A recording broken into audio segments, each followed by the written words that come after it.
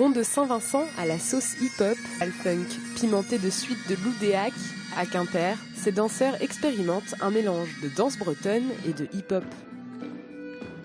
C'est des univers très différents mais qui peuvent être complémentaires dans la danse parce que justement l'un pourrait alimenter l'autre. Là je parle plus pour la danse hip-hop qui va évoluer avec les différentes modes et différents temps. On va avoir des facilités, je pense, les uns comme les autres à trouver comment faire les pas parce que ça c'est ce qu'on a en commun vraiment. Mais tout ce qui est mouvement de corps en danse traditionnelle on ne va pas l'avoir et après pour ce qui est des mouvements de bras ça ne va pas être les mêmes.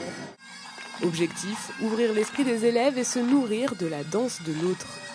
On avait des vocabulaires différents, mais du coup c'était bien parce qu'on s'enrichissait chacun de la danse des autres. Ça fait du bien de changer, on a appris du hip-hop, moi j'avais jamais fait avant, enfin, c'est quelque chose de bien de pouvoir faire autre chose. Je trouve que c'est une bonne expérience et que ça permet de rencontrer des gens qu'on n'aurait pas forcément rencontrés dans d'autres circonstances. Musique et chorégraphie sont créées pour l'occasion. Avec le Bagad Glazik, les danseurs préparent une grande parade d'un nouveau genre.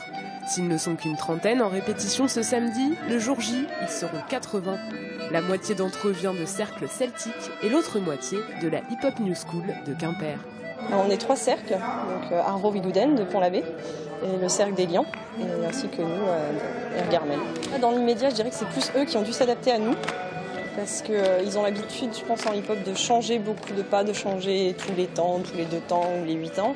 Alors qu'en musique traditionnelle et en danse traditionnelle, on va faire tourner un même pas pendant toute la musique. Le spectacle final se dansera dans les rues de Quimper. Rendez-vous le 14 mai à partir de 17h à la cathédrale Saint-Corentin.